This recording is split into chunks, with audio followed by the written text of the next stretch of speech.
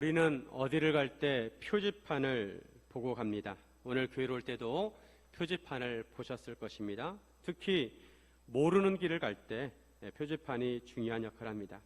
예수님께서는 우리가 천국에 이르도록 표지판이 되어 주셨습니다. 그리고 우리에게도 표지판이 되라고 하십니다. 예수님께서 예루살렘에 입성하셨습니다. 예수님께서 이제 금요일에 십자가에 달리셔야 합니다. 그리고 그 주간 화요일에 예수님께서 성전에서 유대 지도자들과 논쟁을 하셨습니다. 대제사장들, 바리새인과 사두개인들, 서기관들이 어려운 문제를 가지고 예수님을 시험하였지만 예수님께서는 지혜롭게 답변을 하셨습니다. 그리고 오늘 본문은 무리와 제자들에게 말씀하신 내용입니다. 오늘 본문에서 예수님께서는 바리새인들과 사두개인들을 아주 신랄하게 비판을 하십니다. 그들은 나름대로 하나님의 사역자라는 자부심이 있었지만 예수님께서 보시기에 그들은 장애물이었습니다. 오늘날 우리도 하나님을 섬긴다고 하면서 우리가 정말 예수님께서 원하시는 믿음 생활을 하고 있는지 되돌아볼 필요가 있습니다. 이 시대에 신앙이라는 미명하에 잘못된 주장을 하고 잘못된 믿음을 가진 사람들이 너무도 많습니다. 이단들은 물론이고 정통교회에 있으면서도 사람들을 잘못된 길로 선도하는 경우가 있습니다. 영적으로 혼란스러운 시대라고 할 수가 있습니다. 이런 시대에 우리는 좌로나 우로나 치우치지 말고 중심을 잘 잡아야 합니다. 예수님께서는 이제 시간이 별로 남지 않으셨습니다. 예수님께서는 예수 믿는 제자들과 성도들에게 바른 길로 가도록 가르치십니다. 그리고 참된 길로 인도하지 못하는 잘못된 가르침을 하는 사람들을 향해 따끔한 말씀을 하십니다. 왜냐하면 그 길은 생명의 길이 아니기 때문입니다. 사람의 입장에서 생명의 길을 가느냐 아니면 죽음의 길을 가느냐는 중요한 문제입니다. 예수님께서 성도들이 가서는 안 되는 위험한 길에 대해서 조심하라고 말씀하십니다. 이런 의미에서 우리가 참된 믿음의 길을 가려면 어떻게 하는지 함께 나누기를 원합니다. 첫째로 자기 자신에게서 눈을 들어 하나님을 주목해야 합니다. 사람들은 본능적으로 자기 자신을 높이려고 하고 자기 중심적으로 생각하고 행동을 합니다. 하지만 성도들은 자기 자신에게서 시선을 들어서 하나님을 바라봐야 합니다. 우리나라는 교육열이 대단합니다. 그런데 이러한 교육열이 지나쳐서 잘못된 행동을 하는 사람들이 있습니다. 얼마 전에도 선생님과 부모가 짜고 아이의 시험지를 훔쳐가지고 시험을 보도록 한 사건이 드러나게 되었습니다. 시험을 잘 보는 것은 중요하지만 그렇다고 부정적인 방법을 통해서 그렇게 하는 것은 안 됩니다. 학생들의 입장에서는 좋은 선생님을 만나고 또 잘 가르치는 선생님을 만나고 싶습니다. 그래야 실력이 늘고 시험을 잘 볼 수 있기 때문입니다. 만약 잘못된 선생님을 만난다면 시간만 허비하고 제대로 된 것을 배우지 못합니다.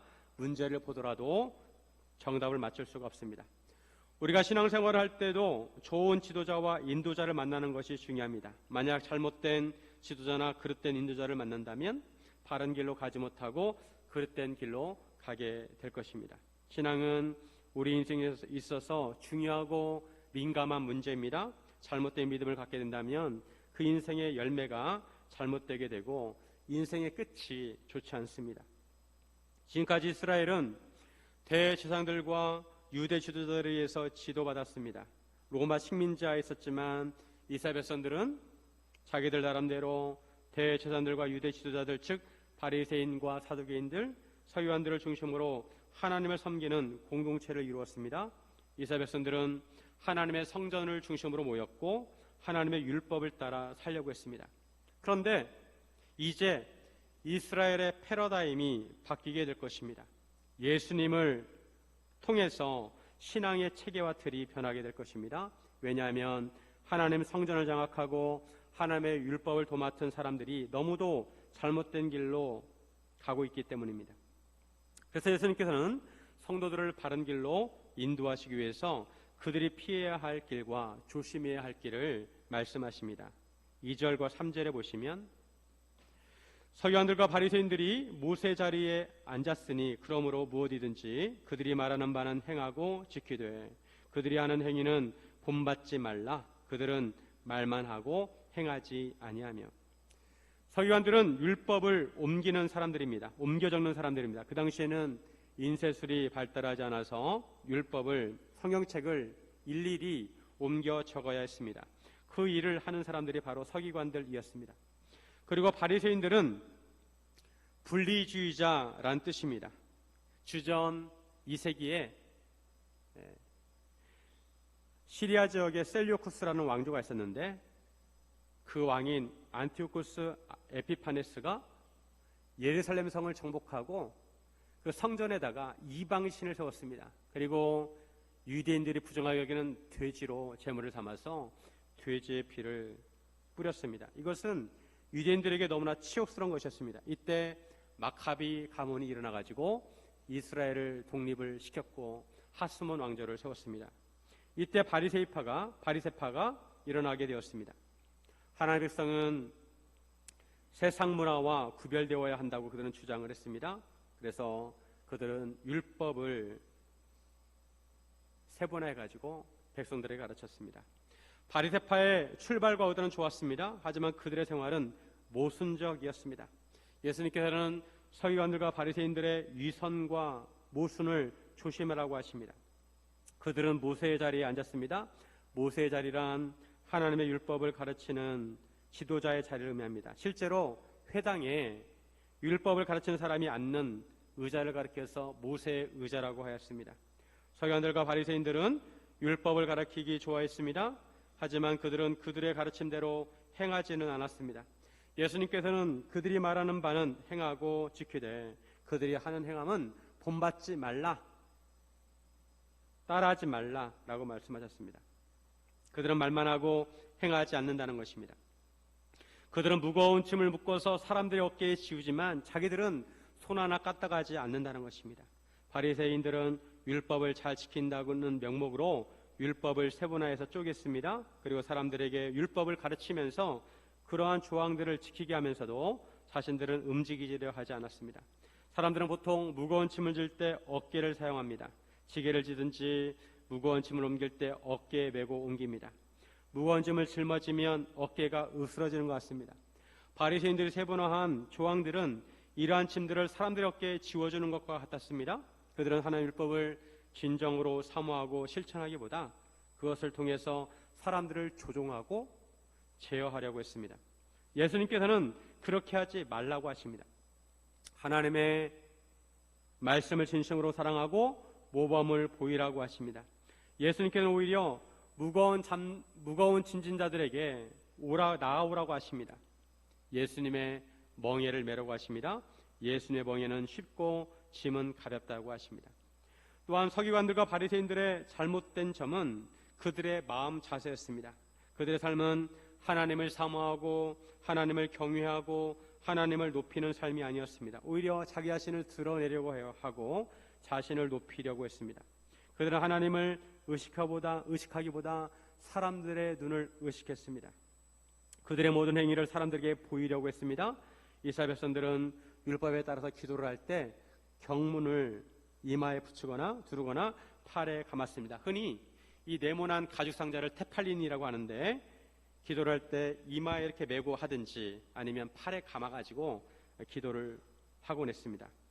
이 경문 안에는 성경만 구절을 기록한 파피루스나 양피지가 들어있었습니다. 그런데 서기관들과 바리새인들은 이러한 경문의 띠를 넓게 했습니다. 그래서 사람들의 눈에 잘 띄어서 자기들은 율법을 잘 지키는 사람이라 이것을 드러내려고 했습니다. 그리고 이스라엘 백성들은 하나님의 백성이라는 표시로 겉옷가에 파란색과 흰 실로 옷수를 만들어 달았는데 이 바리새인들은 옷수를 길게 만들어서 사람들의 눈에 띄도록 했습니다. 이들은 잔치자리 중에서 상석에 앉기를 좋아했습니다. 상석이란 주인 옆에 있는 자리를 상석이라고 합니다. 이들은 회당의 높은 자리에 앉기를 좋아했습니다. 그리고 시장에서 문안받는 것과 사람들에게 랍비라고 칭함받는 것을 좋아했습니다. 이스라엘 사회에서 학식이 낮은 사람이 학식이 높은 사람에게 문안을 냈습니다. 서기관들과 바리새인들의 초점은 하나님에 있는 것이 아니라 자기 자신에게 있었습니다. 그들은 사람들의 존경을 받기를 원하였지만 존경은 요구하는 것이 아니라 저절로 습득되는 것입니다. 강요하는 것이 아니라 저절로 이루어지는 것입니다. 그리고 예수님께서 말씀하시기를 랍비라 칭함받지 말라고 하십니다. 선생은 하나이고 너희는 다 형제라고 하십니다. 랍비는 위대하신 분이란 뜻입니다. 유대 지도자들은 피라미드 체계처럼 사람들을 계급화하고 자신들은 높은 자리를 차지하고 대접을 받기 원했습니다. 하지만 예수님께서는 그렇게 하지 말라고 하십니다. 예수님께서 세우시는 하나님의 나라는 그렇지 않다는 것입니다. 선생은 하나이고 예수 믿는 사람들은 다 형제, 자매라는 것입니다. 그리고 땅에 있는 자를 아버지라고 하지 말라고 하십니다. 너희 아버지는 한 분이시고 하늘에 계신 이시라고 하십니다. 아버지는 우리를 낳아주신 분을 아버지라고 합니다. 하지만 육적인 아버지를 떠나서 사회에서 선생을 높일 때 아버지라고 했습니다. 군대에서도 사수를 아버지라고 하고 부사수를 아들이라고 합니다. 그런데 아버지라는 호칭을 그렇게 사용하지 말라고 하십니다. 천주교에서는 신부를 영어로 파더라고 합니다. 파더, 아버지라고 부릅니다. 그래서 척 스미스 목사님은 신부를 도저히 그렇게 부를 수 없다고 했습니다. 또한 지도자라 칭함을 받지 말라고 하십니다. 너희의 지도자는 한 분이시니 곧 그리스도라고 하십니다. 10절에 보시면 또한 지도자라 칭함을 받지 말라. 너희의 지도자는 한 분이시니 곧 그리스도시니라. 예수님께서 세우시는 하나님의 나라는 유대 지도층들이 만드는 사회와 다르다는 것입니다. 서기관들과 바리새인들은 사람들에게 높임을 받기 원했고 체계와 단계를 만들어서 사람들과 벽을 쌓으려고 했습니다. 하지만 예수님께서 만드시는 하나님의 나라와 교회는 그렇게 해서는 안 된다는 것입니다. 지도자는 오직 한 분 그리스도이시고 예수 믿는 사람들은 신분상 차이가 있는 것이 아니라 다 동등하다는 것입니다. 우리가 어떤 직분을 받고 있든지 목사라더라도 다 동등한 하나님의 자녀라는 것입니다. 우리가 참된 그리스도인이 되고 참된 길을 가려면 예수님을 진심으로 믿고 예수님의 말씀을 사모하고 그 말씀을 실천해야 합니다. 그렇지 않고 서기관들과 바리새인들처럼 시선이 하나님께 가 있지 않고 자기 자신에 가 있다면 참된 길을 갈 수가 없습니다. 사랑하는 여러분, 우리의 시선이 우리 자신이 아니라 하나님을 주목하기를 주님의 이름으로 축원드립니다. 둘째, 예수님의 표지판이 되어야 합니다. 우리는 예수님의 표지판이 되어야 합니다. 우리의 말과 행동과 삶이 자기 자신이 아니라 예수님을 가리켜야 합니다. 그래서 사람들을 예수님께로 인도해야 합니다. 예수님께 제자들에게 하나님의 나라를 가르치실 때 천국에서는 섬기는 자가 되어야 하고 작은 자가 큰 자라고 하십니다. 즉 예수님의 제자라면 섬기는 삶을 살라는 것입니다. 하루 동안 살더라도 내가 누구를 섬길까 생각하면서 섬기는 삶을 살라는 것입니다. 11절과 12절 우리 같이 한번 읽습니다.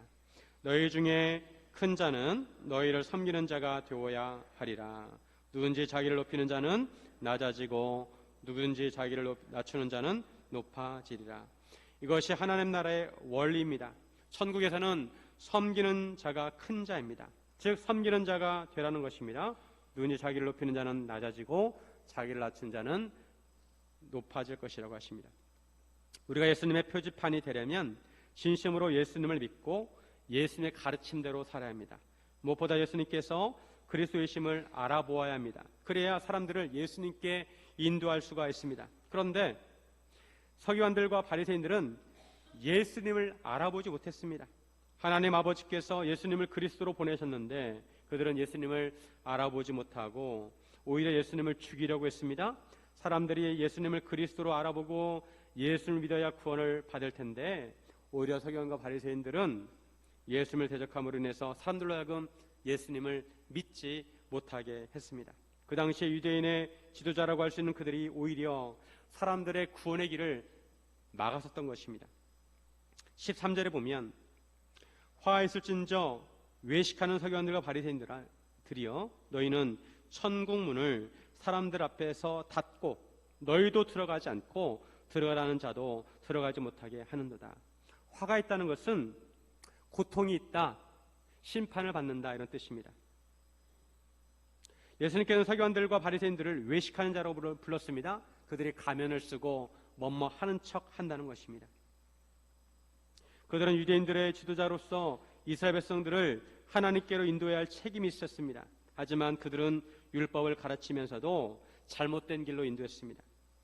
그 당시에는 성경이 귀했습니다. 그래서 일반 사람들은 회당에서 서기관들과 바리새인들이 읽어주는 율법을 들어서 그 말씀을 알았습니다. 이스라엘 백성 입장에서 하나님의 율법을 알기 위해서는 서기관들과 바리새인들을 의지할 수밖에 없었습니다. 그런데 그들은 하나님께 보내신 예수님을 알아보지 못하고 배척을 했습니다. 만약 그들이 진정한 지도자들이 맞다면 예수님을 알아보고 이스라엘 백성을 그리스도이신 예수님께 인도해야 했습니다. 하지만 그들은 자신들도 예수님을 믿지 않을 뿐더러 다른 사람들도 예수님을 믿지 못하게 했습니다. 결국 그들은 천국의 문을 가로막는 꼴이 되었습니다. 그래서 그들도 들어가지 않고 들어가라고 하는 자들도 들어가지 못하게 했습니다. 길에 보면 교통 표지판이 있습니다. 밖에 나가면, 큰 길에 가면 서울로 가려면 어떤 길로 가야 되는지, 그리고 영종도로 가려면 어디로 가야 되는지 표시가 되어 있습니다. 그런데 만약 그 교통 표지판의 화살표가 반대로 되어 있다면 차들이 반대 방향으로 가게 될 것입니다. 그래서 결국에 목적지에 갈 수가 없고 제자리로 돌아와야 할 것입니다. 바리새인들이 하는 짓이 이와 같았습니다. 하나님의 율법을 맡은 그들의 역할은 사람들로 하여금 그리스도를 바라보게 하고 그리스도에게로 가게 하는 역할이었습니다. 하지만 그들은 표지판의 방향을 정반대로 바꾸었습니다. 그들이 예수님을 대적함으로 사람들로 하여금 예수님을 대적하고 믿지 못하게 한 것입니다. 또한 그들은 선교를 통해서 교인 한 사람을 얻지만 그들을 잘못된 길로 인도해서 그들보다 배나 더 지옥 자식이 되겠습니다. 15절에 화 있을진저 외식하는 서기관들과 바리새인들이여 너희는 교인 한 사람을 얻기 위하여 바다와 육지를 두루 다니다가 생기면 너희보다 배나 더 지옥 자식이 되게 하는도다. 이스라엘 역사를 보면 남유다가 멸망하고 또 그들이 포로로 잡혀갔다가 70년 만에 다시 돌아오게 되었습니다. 그리고 그 시대 이후에 그 시대부터 유대인들이 세계로 각처에 흩어져서 살고 있었는데 이방인들 중에서 유대교로 전향하는 사람들이 있었다고 합니다. 유대인들이 세계에 흩어져 살고 있었는데 이런 유대 공동체를 찾아다니면서 유대교로 전향한 이방인들을 선교했습니다. 이방인이 유대교에 입문하려면 적어도 두 가지 단계를 거쳐야 합니다. 하나는 하나님을 믿고 그 다음에 율법대로 살아야 합니다. 그리고 두 번째는 유대인들처럼 할례를 받아야 합니다. 서기관들과 바리새인들은 교인 한 사람을 얻기 위해서 전 세계를 다니면서 바다와 육지를 두루 다녔습니다. 그런데 그렇게 얻은 이방인 교인에게 잘못된 가르침을 줌으로 인해서 그들보다 배나 더 지옥 자식이 되게 했다는 것입니다. 그들로 하여금 올바른 믿음을 갖게 하는 것이 아니라 잘못된 믿음을 갖게 해서 하나님께 이르는 것이 아니라 반대로 지옥에 가게 한다는 것입니다. 텔레비전에 요리에 대한 프로그램이 많이 있습니다. 요리 대결을 할 때 맛으로 승부를 해야 합니다. 맛이 좋으려면 재료가 좋아야 합니다. 그런데 음식을 할 때 상한 재료를 사용하거나 유통기한이 지난 재료를 사용하면서 데코레이션을 잘한다고 좋은 음식이 되는 것이 아닙니다. 데코레이션이 좀 부족하고 담은 그릇이 질그릇이라 하더라도 좋은 재료로 맛있게 만든 음식이면 그 음식이 좋은 음식입니다. 하나님을 믿는 신앙도 깨끗하고 정결한 마음으로 진실되게 하나님을 섬길 때 그 믿음이 좋은 믿음입니다. 아무리 겉으로는 하나님을 잘 섬기는 척 하더라도 그 마음이 더럽고 불순하면 그 믿음은 좋은 믿음이 아닙니다. 예수님께서는 이런 믿음과 마음을 다 살펴보십니다.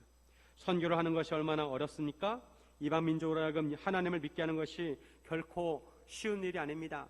열정이 있어야 되고 열심히 해야 선교를 할 수가 있습니다. 그런데 열심보다 더 중요한 건 방향입니다. 가장 안 좋은 경우는 열심은 있는데 방향이 잘못된 경우입니다. 달리기 시합을 하면 목표를 향해서 달려가야 하는데 다른 곳을 향해서 달려가는 것과 같습니다. 그것도 열심히 달려갑니다. 천천히 달리면 돌아오기도 쉬울 텐데 잘못된 방향으로 열심히 달리는 것은 가장 안 좋은 경우입니다. 이단들이 열심을 갖는 것이 가장 안 좋은 경우입니다. 요즘 이단들이 얼마나 선교를 열심히 하는지 모릅니다. 서기관들과 바리새인들은 이방인을 전도해서 그들에게 잘못된 가르침을 주어서 잘못된 길로 가게 한다는 것입니다. 예수님께서는 이런 자들에게 화가 있을 것이라고 하십니다. 그럴 거면 차라리 선교를 하지 않는 것이 낫습니다. 그들은 이방인 교인을 실족하게 했습니다. 그들은 구원의 표지판이 아니라 지옥의 표지판이었습니다. 그러면 우리가 어떻게 해야 예수님의 표지판이 될 수가 있을까요? 세상 사람들은 예수님을 보지 못합니다. 예수님을 믿는 우리를 바라봅니다. 세상 사람들은 바로 우리를 바라보면서 그들이 예수님을 믿으려고 할 때 저 사람들처럼 하면 되겠구나 하고 우리를 따라합니다. 그런데 이처럼 무언가를 배울 때 모범 답안을 보고 배워야 합니다. 수영 하나를 배우더라도 코치를 통해서 정확한 동작을 배워야 합니다. 만약에 잘못된 답안을 보고 배우면 잘못 배우는 것입니다. 우리가 예수님을 믿는다고 하면서 예수를 모르는 사람처럼 산다면 우리는 예수님의 표지판이 아닙니다. 우리가 예수님의 마음을 가지고 말 한마디, 손놀림 하나에도 주님의 사랑과 섬김의 향기가 날 때 사람들이 우리를 예수님의 표지판으로 삼을 것입니다. 사랑하는 여러분, 예수님의 표지판이 되시기를 주님의 이름으로 축원드립니다.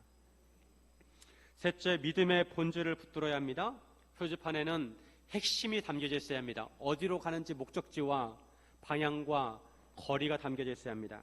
다른 기타 있으나마나 내용이 담겨져 있으면 안 됩니다. 복잡합니다. 무엇을 하나 하더라도 제대로 해야 합니다. 문제를 파악할 때도 핵심을 파악할 줄 알아야 합니다. 그래야 문제를 해결할 수가 있습니다. 물건을 볼 때 속은 모르고 겉만 본다면 제대로 그 물건을 알 수가 없습니다. 선물 포장지만 보고 선물 내용을 알 수가 없습니다. 우리가 하나님을 믿을 때 참된 본질을 믿고 추구해야 합니다. 사람들은 종종 약속하거나 맹세를 할 때 누구의 이름으로 맹세를 합니다. 누구의 이름을 걸고 또 물건을 걸고 약속을 합니다. 우리나라는 흔히 아버지 이름을 걸고 약속을 합니다. 근데 고대에 사람과 사람 사이에 맹세를 하거나 서약을 맺을 때 짐승을 반으로 갈라놓고 그 가운데를 사람들이 지나갔습니다. 만약 그 약속을 지키지 못하면 그 짐승처럼 된다는 것입니다. 그만큼 약속을 하거나 맹세를 할 때 그것은 반드시 지켜야 한다는 것을 의미하는 것입니다. 하나님의 백성은 당연히 하나님께 속한 사람들이기에 구약의 율법을 보면 하나님의 이름으로 맹세를 하라고 말씀합니다. 신명기 6장 13절, 내 하나님 여호와를 경외하며 그를 섬기며 그의 이름으로 맹세할 것이니라. 여기서 여호와 이름으로 맹세하라는 것은 이스라엘 백성들의 소속을 강조한 것입니다. 너희는 여호와 하나님 백성이기에 맹세를 할 때 하나님의 이름으로 맹세하라는 것입니다. 다른 신의 이름으로 맹세하지 말고 너희는 여호와 하나님의 이름으로 맹세를 해야 된다. 그런데 문제는 맹세를 할 때 거짓으로 맹세를 하는 경우입니다. 인간은 착한 면만 있지 않습니다. 다른 사람을 속이기 위해서 거짓 맹세를 하는 경우도 있습니다. 거짓 맹세를 해서 상대방으로 하여금 철석같이 믿게 하고 나서 상대방을 속입니다. 질이 안 좋은 경우입니다. 하나님께서는 이런 경우를 방지하기 위해서 하나님의 이름으로 거짓 맹세를 하지 말라고 하십니다. 레위기 19장 12절에 너희는 내 이름으로 거짓 맹세함으로 내 하나님의 이름을 욕되게 하지 말라. 나는 여호와이니라. 만약에 하나님의 이름으로 맹세를 하고 나서 그것을 지키지 않으면 하나님의 이름을 욕되게 하는 것입니다. 하나님의 이름으로 맹세를 하거나 서약을 하면 그것을 반드시 지켜야 합니다. 이것이 맹세와 서약의 엄중성입니다. 여호수아가 가나안 땅을 정복했습니다. 하나님께서 요단강을 마른 땅같이 건너게 하시고 여리고성을 돌다가 고함만 치렀는데 성이 무너지게 하셨습니다. 이런 것을 보고 가나안 민족들은 벌벌 떨었습니다. 하나님 대단하신 분이고 이스라엘 민족들 대단하다. 그 중에 기브온 주민이 곰팡이난 떡을 보여주면서 이스라엘 백성과 언약을 맺자고 했습니다. 조약을 맺자고 했습니다. 이스라엘 백성들은 하나님께 묻지도 않고 조약을 맺었습니다. 그런데 알고 보니까 그들은 가까이 사는 가나안 민족들이었습니다. 하지만 여호수아와 이스라엘 백성은 기브온 족속을 진멸하지 않았습니다. 왜냐하면 여호와의 이름으로 그들이 조약을 맺었기 때문입니다. 비록 속아서 조약을 맺었어도 이스라엘 입장에서 하나님의 이름으로 한 것입니다. 그래서 그것을 어길 경우 하나님의 진노를 받을까 봐 그들은 두려워했습니다. 심지어 그들이 다른 가나안 민족들의 공격을 받았을 때 이스라엘은 그들 편에 서서 그들을 도와줬습니다. 이처럼 하나님의 이름으로 맹세를 하는 것은 엄중한 것입니다. 하나님의 이름으로 한 맹세와 서약은 반드시 지켜야 합니다. 그런데 이것이 문제였습니다. 하나님의 이름으로 맹세를 해야 하는데 만약 맹세를 하고 지키지 않으면 문제가 되었습니다. 그래서 바리새인들은 율법을 교묘하게 해석을 해가지고 세번화해서 이상한 논리를 폈습니다. 하나님의 성전으로 맹세를 하면 문제가 될 것이 없지만 성전의 금으로 맹세를 하면 그것을 반드시 지켜야 한다고 했습니다. 예수님께서는 이런 주장을 하는 바리새인들을 비판하십니다. 그들은 본질을 잘 볼 줄 모르는 눈먼 자라고 하십니다. 16절에 화했을진저 눈먼 인도자여 너희는 말하되 누구든지 성전으로 맹세하면 아무 일 없거니와 성전의 금으로 맹세하면 지킬지라 하는도다. 성전으로 맹세하면 아무 일이 없지만 성전의 금으로 맹세하면 그것을 지켜야 한다는 것입니다. 여기서 금은 히브리어로 고르반이라고 합니다. 즉 하나님께 드려진 예물이란 뜻입니다. 그런데 고르반 하면 여러분이 들어본 적이 있을 것입니다. 고르반이라고 하면 그것은 하나님께 드려진 것이므로 부모를 봉양할 의무가 없다는 것입니다. 즉 고르반은 그 당시 사람들에게 악용되었습니다. 자기 소유의 재산을 고르반이라고 선언하면 그것은 하나님의 소유가 되기 때문에 다른 사람을 위해서 사용할 수 없다는 것입니다. 아무리 부모님이라 하더라도 고르반 드려진 그런 재산을 사용할 수 없기 때문에 부모를 봉양하지 않아도 된다고 그들은 가르쳤습니다.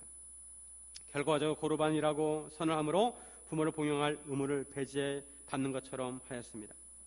이것은 바리새인들이 하나님의 율법을 잘못 해석한 것이고 잘못 적용한 것입니다. 그래서 예수님께서 그들에게 눈이 멀었다고 하셨습니다. 무엇이 본질이고 무엇이 핵심인지 잘 모른다는 것입니다.